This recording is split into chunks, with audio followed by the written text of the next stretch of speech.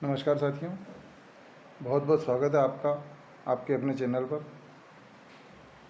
आज हम बात कर रहे हैं एक पेड़ माँ के नाम 2.0 वृक्षारोपण अभियान के संबंध में जो कार्य योजना शासन के द्वारा निर्धारित हुई है उसके बारे में। एक पेड़ माँ के नाम का प्रथम चरण पिछले सत्र में हमने किया था, जो काफ़ी अच्छा सक्सेस रहा था, सफल रहा था। उसी के मद्देनज़र इस बार विद्यालयों को कुछ लक्ष्य भी दिए गए हैं और कुछ तकनीक बताई गई है कि किस तकनीक से हमें पौधे लगाना है। तो इसके बारे में चर्चा करते हैं हम। इसको चरण बाय चरण हम किस प्रकार से क्रियान्वित करेंगे। एक आदेश जारी हुआ है लोक शिक्षण संचालनालय द्वारा 933 नंबर दिनांक 30 मई 2025 को, जो समस्त जिला शिक्षा अधिकारी और समस्त डीपीसी को जारी हुआ है, जिसका विषय है इको क्लब विद्यालय द्वारा दिनांक 5 मई 2025 से 30 सितंबर 2025 के मध्य एक पेड़ माँ के नाम 2.0 वृक्षारोपण अभियान के संबंध में कार्य योजना बनाने के लिए। उसके संदर्भ में लिखा गया है। इसका सार ये है कि भारत सरकार के निर्देशन एक पेड़ माँ के नाम 2.0 वृक्षारोपण अभियान को सफल बनाने के लिए 5 मई से 30 सितंबर के मध्य विद्यालय में इको क्लब के माध्यम से वृहद स्तर पर वृक्षारोपण अभियान चलाया जाना है, जिसका उद्देश्य युवा पीढ़ी को सतत विकास के प्रति संवेदनशील बनाने तथा प्रकृति को हरा भरा बनाने में सक्रिय भागीदारी बनाना है। यह अभियान मातृत्व की भावनाओं को सम्मान करने एवं पर्यावरण संरक्षण और में स्थिरता के प्रति हमारी राष्ट्रीय प्रतिबद्धता को सुदृढ़ करने में सहायता करेगा। वृक्षारोपण हेतु स्थानीय क्षेत्रीय प्रजाति के पौधों को लगाने के लिए मियावाकी तकनीक को अपनाने को प्रोत्साहित किया जाना है। तो इसमें सीधी सीधी ये बात कही गई है कि जो अपनी माँ को प्रेम करता है, जिसको अपनी माँ से प्यार है, तो वो अपनी माँ के नाम पर एक पौधा लगाएगा। यहाँ पर ये बताया गया है कि पौधा लगाने के लिए क्षेत्रीय प्रजातियों के पौधे हमें ज़्यादा से ज़्यादा लगाना, स्थानीय पौधे तथा मियावाकी तकनीक को अपनाने हेतु प्रोत्साहित किया जाना है। यहाँ पे मियावाकी तकनीक क्या है, इसके बारे में हम आपको बताते हैं।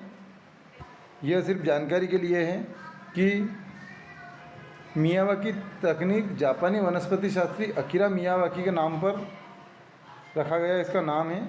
इस पद्धति में हर वर्ग मीटर में 2 से 4 अलग अलग प्रकार के देशी पेड़ पौधे लगाए जाते हैं। इसका उद्देश्य ज़मीन के एक छोटे से हिस्से को हरियाली से भरना है। इसे मियावाकी तकनीक कहते हैं। तो इसका मतलब यही है कि कम क्षेत्र में हम छोटी छोटी दूरी पर छोटे और बड़े पौधे एक साथ लगाएं ताकि हरियाली ज़्यादा हो। इसका क्रियान्वयन किस प्रकार किया जाना है, इसका देखिए। इसका लक्ष्य है छात्रों के द्वारा स्कूल परिसर, स्कूल की ओर जाने वाली सड़क, घर, सार्वजनिक स्थान पर पौधारोपण करके 50 लाख पौधों का लक्ष्य प्राप्त करना है। इस वर्ष में मध्य प्रदेश में 50 लाख नए पौधे लगाए जाना है। लक्ष्य की प्राप्ति हेतु प्रत्येक जिले हेतु 1 लाख पौधे का लक्ष्य निर्धारित किया गया है।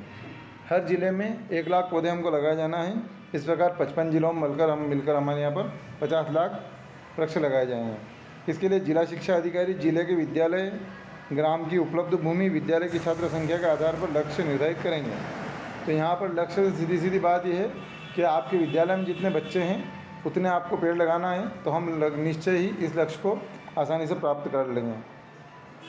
इसके प्रथम चरण में 4 जून तक 1 जून से 4 जून तक तैयारी करना है, जिसमें स्कूल के डीईओ, डीएफओ, डीपीसी, एसएमसी के सदस्य और नागरिकगण ये सब मिलकर जगह चयनित करेंगे, हमें कहाँ कहाँ पौधे लगाना है। स्कूल पर पौधों की आवश्यकता का विस्तृत विश्लेषण किया जाएगा और संकलन किया जाएगा जिला और ब्लॉक पर। नर्सरी का मानचित्रण और नर्सरियों में उपयुक्त पौधों का चयन, औषधि पौधों का चयन, यह सब डीईओ और डीएफओ जो वन विभाग के होते हैं, उद्यानिक विभाग आदि से परामर्श लेकर आकलन किया जाना है।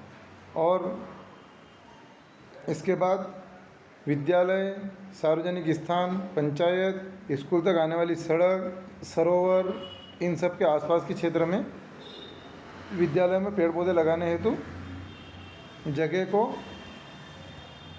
चिन्हित किया जाना है। उसके बाद प्रदेश के विद्यालय में 15 जून तक विद्यालयों के लिए ग्रीष्म अवकाश घोषित है, अतः 5 जून से 15 जून तक स्थानीय छात्रों को प्रेरित करके संकलन किया जाएगा एवं व्हाट्सएप के माध्यम से भी उनको वृक्षारोपण के लिए प्रेरित किया जाएगा।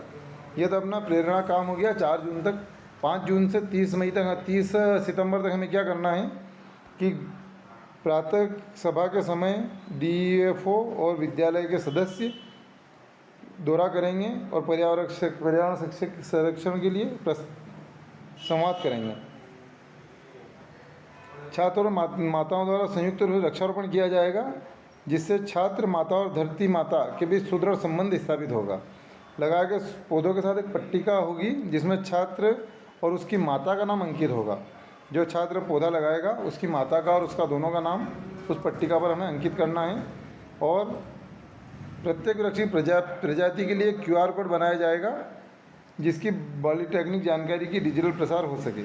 QR कोड किस प्रकार बनाना है इसकी जानकारी हमने आपको पहले इको क्लब में पंजीयन किस प्रकार करें उसमें विस्तृत रूप से दे रखी है, तो आप उसमें देख सकते हैं।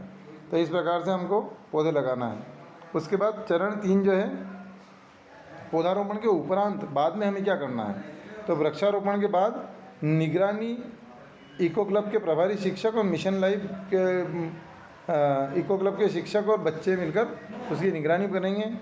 DEO, DFO, DPCC आदि पौधों को जीवित रहने की स्थिति का संरक्षण करते रहेंगे।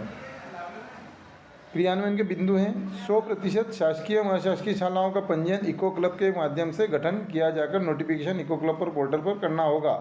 इको क्लब में पंजीयन किस प्रकार करना है इसकी मैंने जानकारी आपको पिछले वीडियो में दे दी है, वहाँ से आप देख सकते हैं।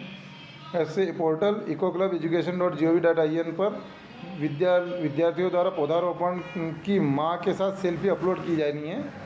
सेल्फी अपलोड करने तो शाला का UDICE कोड और विद्यार्थी का ID अनिवार्य होगी, विद्यार्थी की समग्र ID और शाला का UDICE कोड उसमें नज़र आना चाहिए।